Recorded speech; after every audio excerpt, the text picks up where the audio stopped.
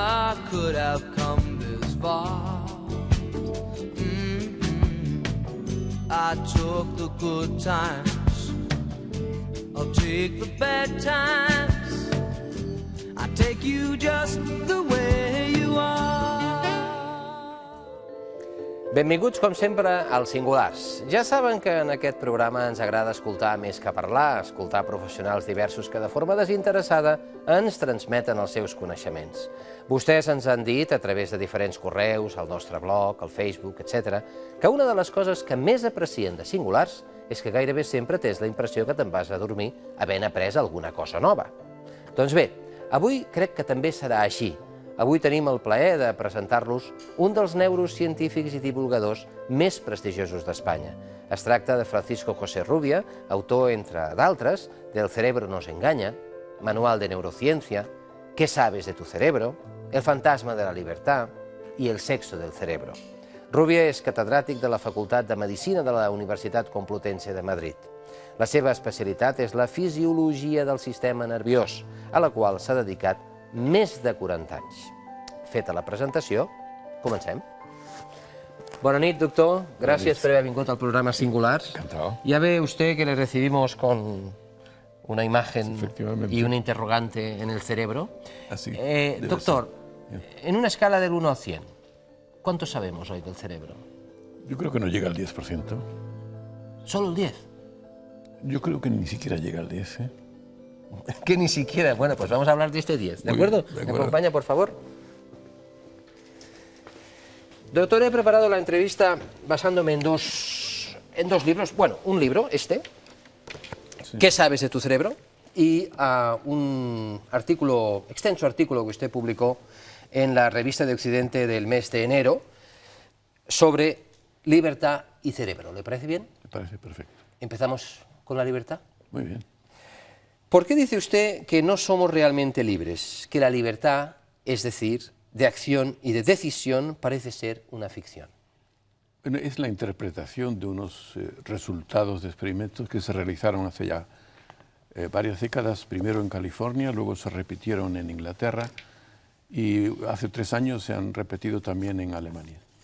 Y la base de estos experimentos es que la persona, cuando va a tomar una decisión que él cree libre, esa sensación consciente tiene lugar mucho después de que el cerebro se haya puesto en movimiento, de manera inconsciente. De manera que la sensación subjetiva de libertad es consecuencia de una actividad inconsciente del cerebro, al igual que el movimiento que va a hacer. Claro, es una interpretación, como todo en ciencia, es muy posible que en el futuro otros experimentos puedan indicar que somos libres, en cuyo caso tendríamos que cambiar de opinión. Pero hoy por hoy la interpretación más común que se hace de estos experimentos es que la libertad es muy probablemente una ficción cerebral, entre otras muchas, ¿eh? No solamente la libertad, el yo, por ejemplo, es otra ficción. La realidad exterior no es tal y como la pensamos, etcétera, etcétera. Vamos a ver, doctor. Dígame. Pero yo puedo decir ahora mismo, si me levanto y me voy. Sí, claro. Esa es la impresión subjetiva de libertad, lo que yo llamo impresión subjetiva. ¿Pero por qué es subjetiva? Si yo me levanto y me voy. No, es una acción que yo... Cierto, pero lo decido yo. Pero no conoce los condicionamientos que le impulsan a tomar esa decisión, que suelen ser inconscientes. Mire, las impresiones subjetivas nos han engañado a lo largo de la historia en muchas ocasiones. Yo suelo mencionar el hecho de que el Sol gira alrededor de la Tierra, por ejemplo. Aristóteles, siglo IV a.C. Eso se corrige el siglo XVI después de Cristo. Es decir, pasan 20 siglos para corregir una impresión subjetiva que es falsa. ¿Por qué? Todavía hoy decimos el Sol se levanta, se pone, etcétera, la puesta del Sol, etcétera. Bueno, pues es una impresión subjetiva que estaba basada en un hecho que nosotros pensábamos que era cierto. Y es más, incluso la Biblia en el libro de Josué lo dice, Yahvé para al sol para permitir que los israelitas aniquilen a los amorreos. Por lo cual, si Yahvé para el sol, significa que el sol se mueve, ¿no? Y es lo que lleva al pobre de Giordano Bruno en 1600 a morir en la hoguera en la piazza del Campo dei Fiori en Italia, en Roma. Si le hubieran hecho caso a Aristarco de Samos, un griego del siglo IV, coetáneo pues de Aristóteles, que ya había planteado la postura heliocéntrica, es decir, que el Sol es el centro y la Tierra se mueve a su alrededor, pues el pobre Giordano Bruno no hubiera tenido que morir. Una impresión subjetiva, hay muchas otras, por ejemplo que la Tierra es plana, que ha durado también unos cuantos siglos, creo que son 14 o 12 o 14 siglos, en donde se pensaba que la Tierra era plana. Otra impresión subjetiva que es falsa. Luego, lo primero que tenemos que tener en cuenta es no fiarnos de nuestras impresiones subjetivas. Y nosotros pensamos que el yo consciente, ese que usted dice que le hace mover el dedo, pues controla todo nuestro comportamiento, pero eso no es cierto. Freud, a principios del siglo pasado, ya había dicho que no somos dueños de nuestros actos. ¿Por qué? Pues porque la mente es como un iceberg en donde la parte superficial es muy pequeña, la parte consciente, y la parte más importante está sumergida en el inconsciente, y que además controla nuestros actos, es evidente. Ahora yo decido levantar esta mano, ¿de acuerdo? Sí. Nos explica qué ha pasado para que yo levante esta mano. Pues que mucho antes de que usted decida voy a levantar la mano, ya se ha puesto el cerebro en movimiento, y de manera inconsciente, cosa que usted no controla. De la misma manera que usted no controla lo que almacenamos en la memoria. Yo suelo comparar esto con la memoria. ¿Usted controla lo que almacena en la memoria? No. ¿Usted controla lo que recuerda? Tampoco. Entonces, la memoria, desde el punto de vista biológico, es mucho más importante que la libertad. Y sin embargo, cuando yo digo, no controlamos lo que almacenamos en la memoria, a la gente no le molesta. Pero si decimos, no controlamos los actos o la toma de decisiones, no es libre, entonces la gente sí se molesta. Porque la impresión subjetiva es de libertad. La tengo yo también. Todos tenemos la impresión subjetiva de que somos libres. El problema es si realmente es cierto. Porque la gente confunde la libertad o el libre albedrío, como se llamaba en la Edad Media, lo confunde con los grados de libertad. ¿Qué significa eso? La posibilidad que tenemos de hacer algo distinto a lo que estamos haciendo. Yo puedo ahora levantarme o no levantarme, y por tanto a eso le llamo libertad. Pero esa posibilidad, esa gama de opciones depende del cerebro. Mientras más evolucionado es, mayores los grados de libertad. Pero eso no significa que cuando yo tome una decisión, esa decisión sea libre. Significa que tengo opciones para tomarla o no tomarla. Pero la última decisión no es libre tal y como hoy lo entendemos. Entonces, ¿quién decide? ¿La materia? Decide la mente se compone de una parte consciente y una inmensa parte que es inconsciente, que no controlamos. Es decir, fíjese, por ejemplo, la toma de decisiones. La toma de decisiones es algo importantísimo en el reino animal, porque podemos evitar un predador, podemos evitar cualquier peligro. Esa toma de decisiones del cerebro no se la confía a la conciencia, no se fía de ella. Es automática. ¿Por qué? Primero porque es mucho más rápida, segundo porque es más segura y porque, le voy a poner un ejemplo, si usted atraviesa la calzada y ve que se acerca un camión a toda velocidad, usted no se pone a deliberar los pros y los contras, atravieso, me retraso, sino que sale corriendo. Salta, sí, sí. O cuando ve un animal peligroso, evidentemente el cerebro no puede esa toma de decisiones dedicarla a la conciencia porque sería, como he dicho, mucho más lenta y más insegura. Entonces, si decide la parte inconsciente de mí, ¿no? No hay culpa.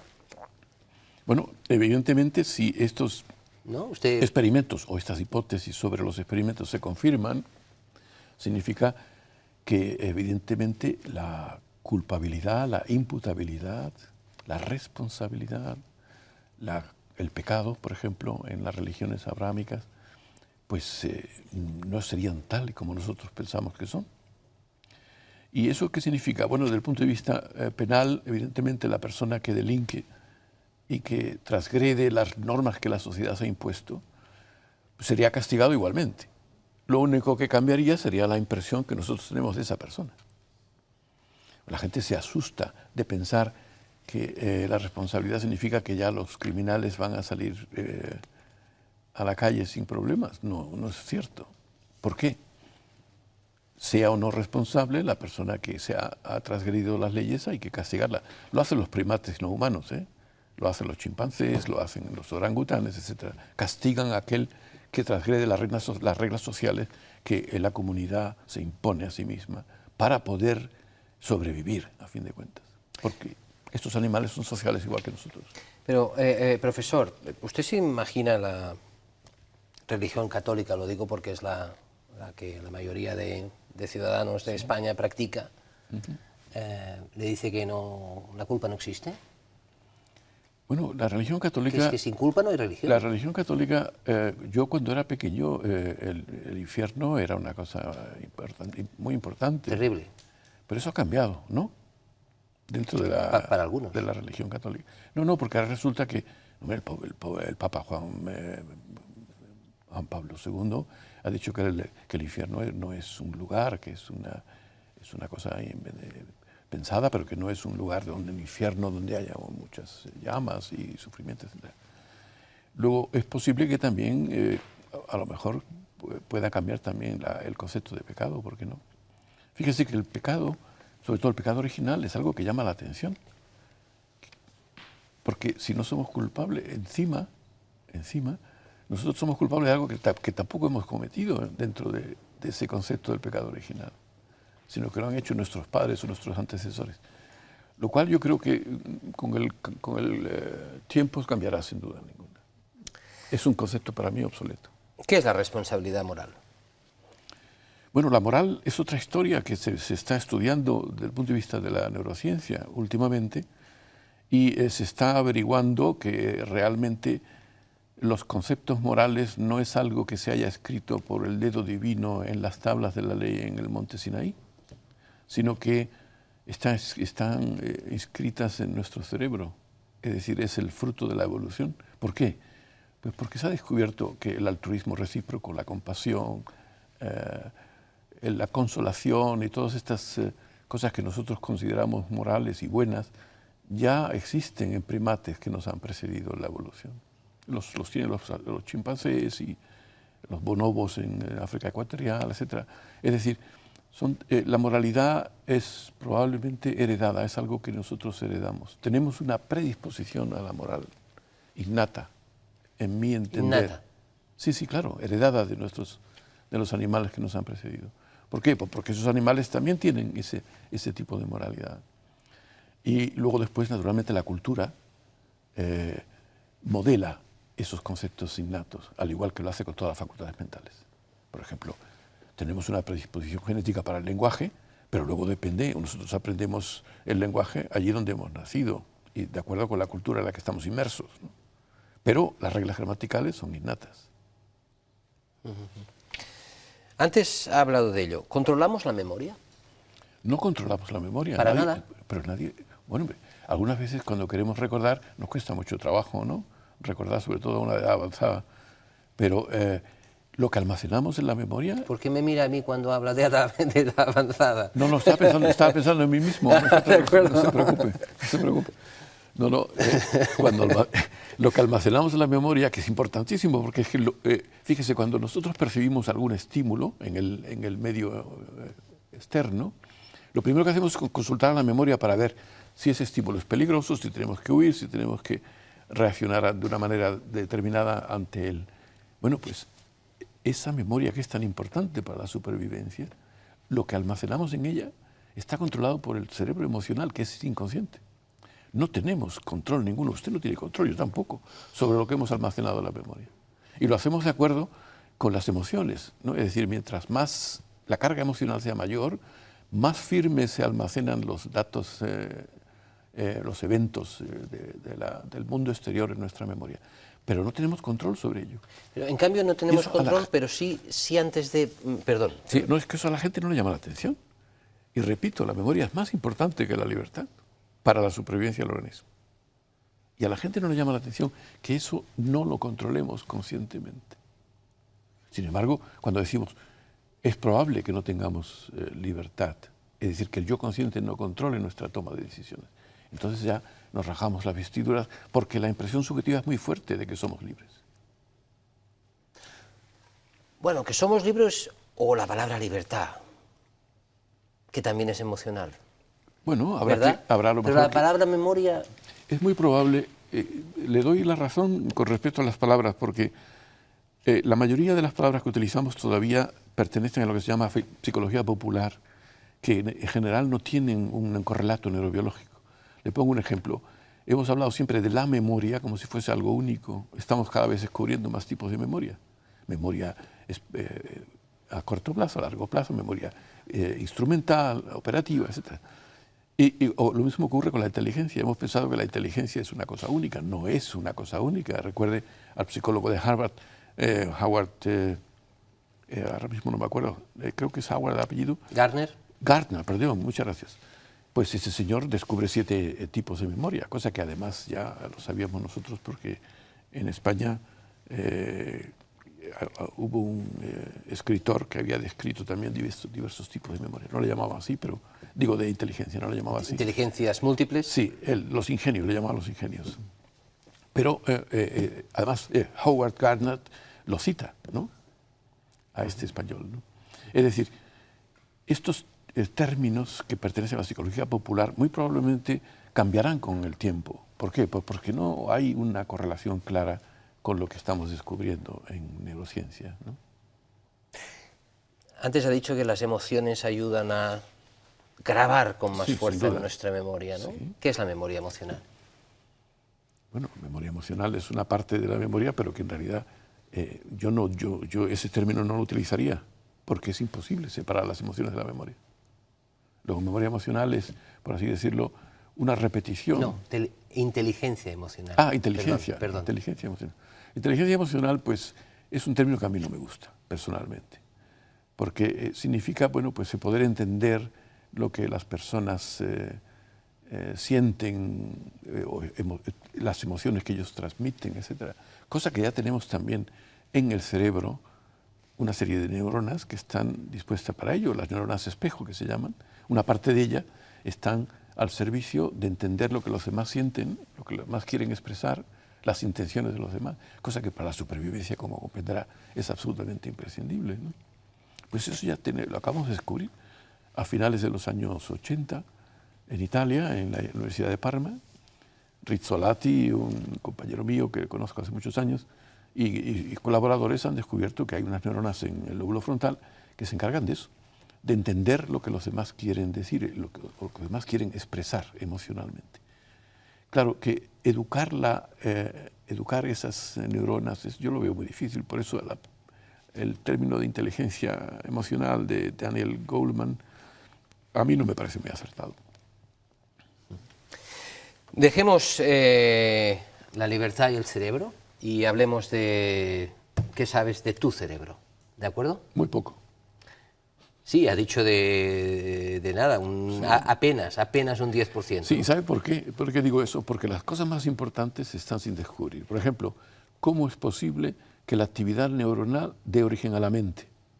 A lo que nosotros llamamos mente, que una parte, como he dicho antes, es consciente y la inmensa mayoría es inconsciente. Ese traspaso de la parte objetiva, cerebral, neuronal, a la parte objetiva, a la parte subjetiva de mis sentimientos, mis pensamientos, etc., ese traspaso es la parte más difícil y detrás de la cual andan muchos investigadores sin todavía encontrar ningún puerto, ¿no? Es muy difícil. Bueno, yo le voy a preguntar por cosas que se sepan, ¿de acuerdo? Que se saben. ¿Cómo aprendemos? Pues como aprendemos, en primer lugar, gracias a la neurona espejo, en primer lugar por imitación. Es decir, cuando estábamos sobre la Tierra y éramos cazadores-recolectores, la imitación es muy importante, como lo es en primates no humanos, ¿no? Fíjese, le voy a poner un ejemplo de cultura imitativa. Hay unos macacos en el Japón que comenzaron a lavar batatas en el agua del mar para quitarle la arena y poderlas degustar sin problema, los macacos. Sí.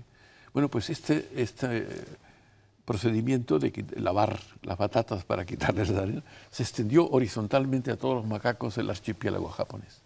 Un ejemplo de cultura, hay muchos otros también en otros animales. Y a nosotros nos pasa exactamente igual. Cuando empezamos a elaborar herramientas, los demás nos imitaban, gracias a esas neuronas espejo, que lo que hacen es reflejar, por eso se llaman así, reflejar en el cerebro las acciones de los demás.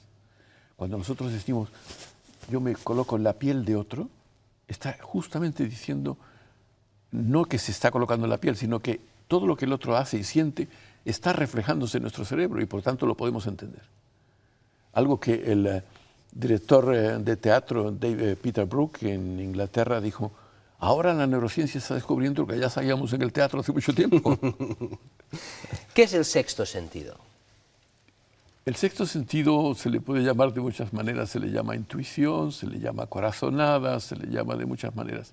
Es algo que no controlamos, otra historia inconsciente que no controlamos, pero que es importantísimo. Fíjese, por ejemplo, para la creatividad. ¿Controlamos la creatividad? No. Nadie la controla. Y sin embargo es una de las facultades que nosotros más respetamos y que además nos ha hecho avanzar a lo largo de la historia con más intensidad. Bueno, pues la creatividad se basa en intuiciones, corazonadas, flashes inconscientes que hacen que el artista o el científico pueda descubrir y crear, ¿no? Así que de nuevo volvemos otra vez al inconsciente, que tiene ahora una característica que no tenía con Freud, y es que para Freud era una intuición de que el inconsciente, hoy día estamos descubriendo científicamente con método experimental la importancia que tiene el inconsciente en nuestras vidas. ¿Hay diferencia entre el cerebro del hombre y el de la mujer? Sí, claro que hay diferencias, entre muchas otras, no solamente en el cerebro. ¿Y por qué? Pues porque somos distintos, somos dos personas distintas. Y el cerebro tiene unas estructuras, se ha descubierto que tiene unas estructuras en el hipotálamo que son distintas en el hombre y en la mujer. Es más, en algunos homosexuales se ha descubierto también que precisamente esas estructuras se encuentran entre las estructuras del heterosexual masculino y de la heterosexual femenina, ¿no? Cosas que han sido discutidas porque se realizaron esos experimentos en enfermos de SIDA. Y claro, la gente ha dicho es muy probable que los enfermos de SIDA tengan problemas también en su cerebro y por tanto estos resultados no han sido aceptados del todo. Pero yo estoy seguro que si se repiten volverá a ocurrir lo mismo, que se encontrarán diferencias. Lógicamente, porque además, fíjese, una persona completamente normal, un hombre completamente normal, una mujer completamente normal, cuando se le plantea un problema y se registran las actividades del cerebro con las técnicas de imagen, de neuroimagen, nos encontramos con que se activan zonas diferentes del cerebro. Usted ha dicho que un mismo hecho en el cerebro de la mujer, en el cerebro se activan zonas diferentes. Se activan zonas diferentes. Sí, es decir, que la estrategia que se sigue para solucionar ese problema son distintas en el hombre y en la mujer. Aparte de muchas otras cosas, ¿no? La espacialidad, la orientación en el espacio guiada por la visión, que se llama visoespacialidad, es mejor en el hombre que en la mujer. En la mujer es mucho mejor el lenguaje, ¿no? Está más desarrollado, porque además las funciones están más bilateralizadas a ambos hemisferios, mientras que en el hombre el lenguaje está más lateralizado en el hemisferio dominante, que suele ser el izquierdo de la inmensa mayoría de las personas. Pero hay muchos otros datos que nos indican que el cerebro es distinto, por lo menos las funciones son distintas, ¿no? Y las estructuras, como he dicho antes, porque claro, la función responde a una estructura determinada. Ellas son mejores. En algunos casos sí. ¿Cómo y dónde surge la conciencia? Ese es el problema difícil, hard problem le llaman en inglés. Es el problema más difícil de todos. Hay personas que dicen que jamás podremos llegar a conocer cómo es posible que surja la conciencia de una serie de redes neuronales en el cerebro. Bueno, yo siempre digo que a la ciencia no se le pueden, igual que al campo, no se le pueden poner puertas, ¿no? Porque hace muy pocos años no teníamos ni idea de las cosas que hoy sabemos, ¿no? Y por tanto no podemos predecir el futuro, anticiparnos y negar la posibilidad de que lleguemos a saberlo algún día. Pero es el problema más difícil y además el que se está persiguiendo con más intensidad, ¿no?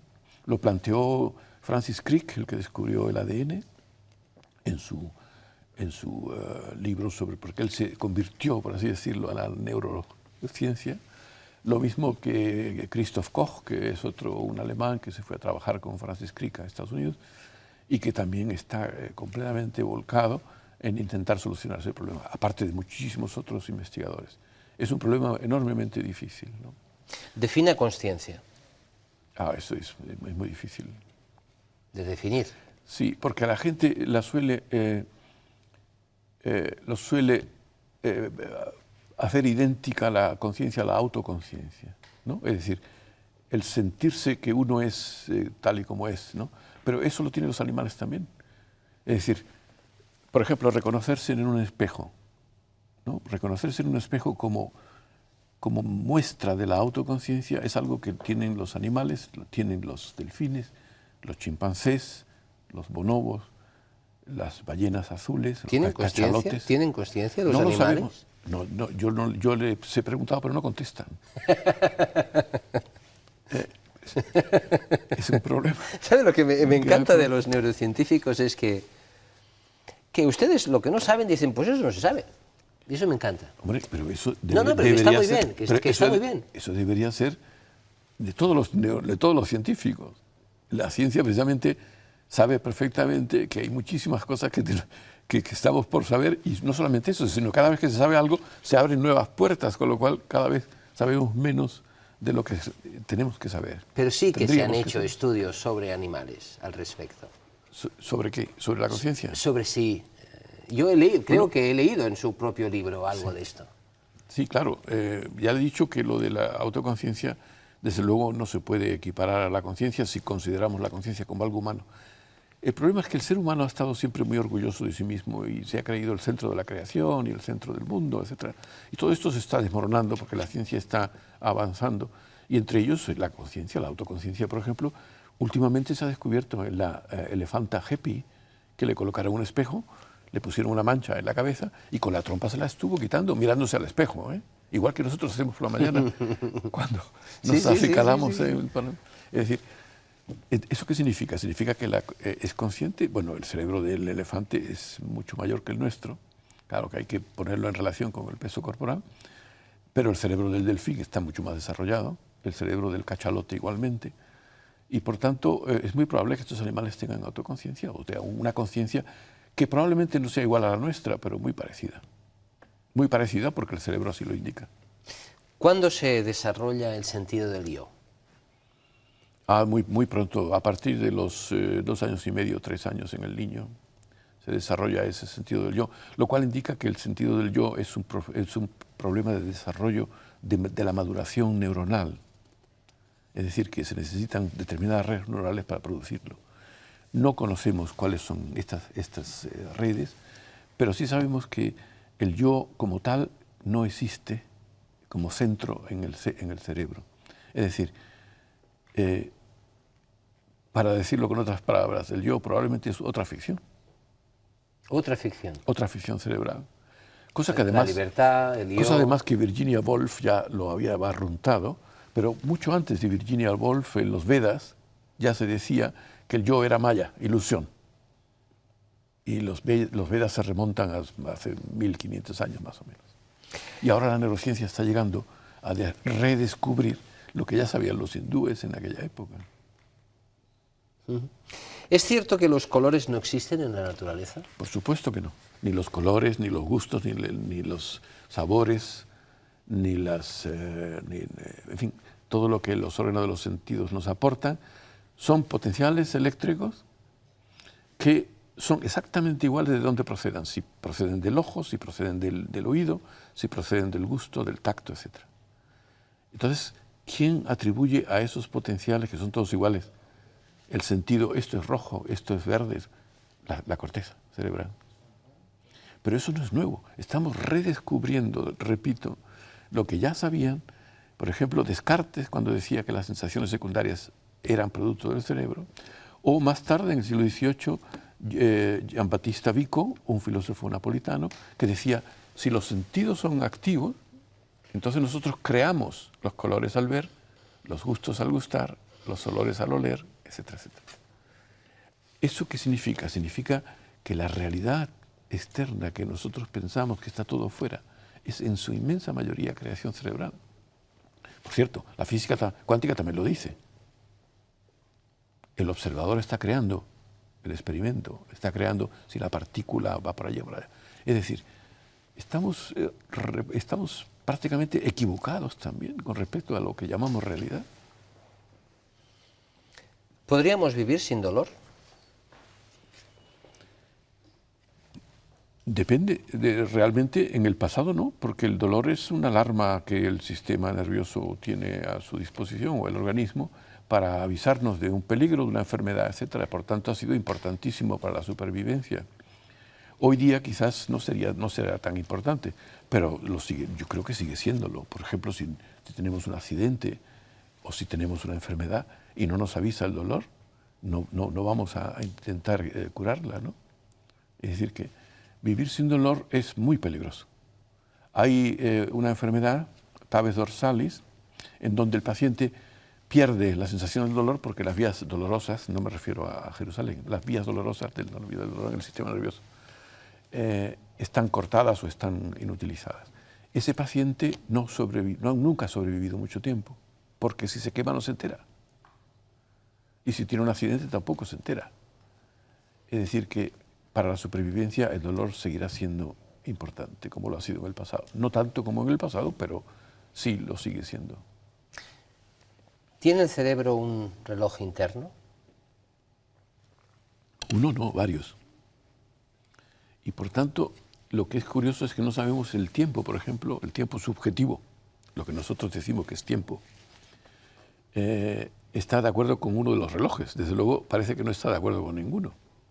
Lo cual nos lleva a pensar que Immanuel Kant, el filósofo alemán, tenía razón, de que el tiempo y el espacio no existen, sino que son creaciones nuestras.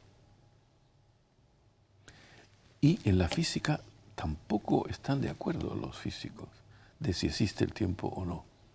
Yo recuerdo un físico que me dijo que había habido un congreso internacional en Sevilla en donde se había discutido el tema del tiempo. Y decidieron votar. Y salió un 50% que pensaba que sí, que el tiempo existía fuera de nosotros, y otro 50% decía que no. Yo con esto le respondo a esa pregunta. Hablemos ahora de enfermedades mentales. ¿Qué son las enfermedades mentales? Trastornos de la función del cerebro. Eso ya lo sabemos todo. Y la prueba es que interviniendo psicofarmacológicamente podemos corregir muchos de los síntomas de las enfermedades, a no ser que sean enfermedades degenerativas como el Alzheimer, Parkinson, etcétera, que todavía no estamos en disposición de curar, pero que quizás en el futuro, con el implante de neuronas, células troncales, como se dice en inglés, y no madre, eso de células madre a mí no me gusta mucho, troncales, ¿no? Y la implantación de células troncales, pues a lo mejor pueden curar esta enfermedad. Yo creo que para las enfermedades degenerativas la solución será siempre terapia génica en el futuro. Lo que ocurre con estas enfermedades que son multigénicas, que dependen de muchos genes. Ahora, recientemente en Alemania, una enfermedad del sistema vascular se ha curado porque era monogénica. Con lo cual, con terapia génica sustituimos el gen por uno sano y se acabó. Pero estas enfermedades son todas multigénicas y, por tanto, llevará más tiempo en poderlas corregir. Pero yo creo que el futuro de estas enfermedades degenerativas está en la terapia génica, sin duda, en el futuro. ¿Qué es un miembro fantasma? Un miembro fantasma es lo que sentimos, el miembro que sentimos cuando allá no está. Por ejemplo, si por un accidente de tráfico hemos perdido el brazo, pues durante mucho tiempo sentimos el brazo como si estuviese todavía ahí, ¿no? Lo cual indica que es más importante el esquema corporal que tenemos en el cerebro que el brazo en sí. ¿Cuándo nos hacemos este esquema? ¿Cuándo somos conscientes de este esquema? Con él. Nacemos con él. Nacemos con él, sí. Los niños nacen con un esquema corporal. Sí, tal y como se lo digo. Y ese esquema corporal es muy importante porque cuando se trastorna tenemos sensaciones que no son ciertas. Por ejemplo, en las experiencias cercanas a la muerte o en las experiencias místicas, el individuo se observa desde fuera. Sí. lo que se llama autoscopia, es decir, uno se está observando como si estuviese colgando del techo o volando por el techo. Esto es un trastorno del esquema corporal, que durante mucho tiempo ha servido para pensar que esto era la justificación de que el alma sale del cuerpo cuando la persona se está muriendo, etc. Pero que hoy se puede evocar, igual que las experiencias místicas, estimulando una parte del cerebro. Hay un señor en Suiza, en Zurich, Olof Blank, que se llama, que puede, estimulando una zona del cerebro, provocar esa sensación de la autoscopia, de uno se está observando desde fuera. Y entonces, ¿por qué ocurren en las experiencias cercanas a la muerte? Porque probablemente la falta de oxígeno, la anoxia, produce que se desinhiban muchas células, entre ellas estas, de esta región del cerebro, y se produzca la sensación de autoscopia, que no es otra cosa que un trastorno del esquema corporal. ¿Es cierto que hay personas que huelen los colores? Sí, se llama sinestesia, efectivamente. Que huelen los colores. Sí, sí. No solamente que huelen los colores, hay toda serie de cambios sinestésicos, ¿no? de un órgano de los sentidos a otro, en donde, por lo visto, a través de un sistema podemos percibir estímulos de otro órgano de los sentidos, ¿no? Eso es muy curioso porque los ciegos, por ejemplo, con el lenguaje utilizan el braille, se analiza en la corteza visual, no en la corteza somatosensorial, sino en la corteza visual. Es decir, y hay capacidad de sustituir sensaciones. Por ejemplo, ha habido experimentos en donde se le aplica toda una serie de estímulos mecánicos al individuo, por ejemplo, en el vientre, para reproducir una escena en el ciego. Y el ciego dice que ve. En realidad no ve, sino que simplemente que con esos estímulos mecánicos... En el vientre. Sí, en el vientre. Los puede analizar en la corteza visual, a la que no le llegan estímulos porque es ciego.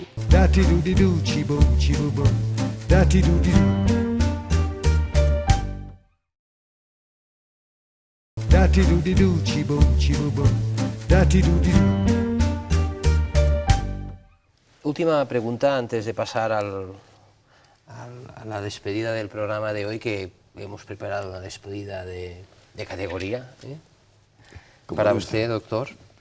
El saber no ocupa lugar. ¿Cómo que no? Claro que ocupa lugar. La memoria... Bueno, ¿sabe quién lo percibe esto con más intensidad? Las personas que llegan a una cierta edad. En donde va... No me dirijo a usted. Repito que estoy pensando en mí mismo. Lo tengo que advertir cada vez, por lo menos. ¿Por qué? Porque van perdiendo facultades. Entonces, ¿cómo es posible? Claro que, naturalmente, a lo largo de la vida es muy probable que tenemos que olvidar algo para poder ocuparlo, ¿no? Hay un cuento de Borges muy interesante, porque ahora que está de moda fármacos que pretenden aumentar la memoria, ¿no? Bueno, si la memoria es limitada, por algo será, yo me imagino que si aumentamos la memoria tendremos que disminuir otras facultades. Decía lo de Jorge Luis Borges, porque Borges tiene un cuento en ficciones que se llama Funes el Memorioso, en donde era una persona que lo recordaba todo, absolutamente todos los detalles, pero no podía pensar. No podía pensar. ¿Por qué? Pues repito, pues porque si aumentamos una facultad mental y ocupamos un terreno que no le está designado, digamos, por la genética, pues muy probablemente lo haga a costa de otras facultades mentales. Por ¿Mejor tanto, pensar que recordar? Eso sin duda, sin duda. Doctor Francisco José Rubia, le hemos preparado hoy la despedida del programa de una forma singular. Avui acabem el programa amb una actuació. Ells són Vanessa Villanueva, soprano, Pedro Calàbia, tenor, acompanyats al piano per Anna Creixells. Tots tres del Conservatori del Liceu i ens interpreten Conte Partiró.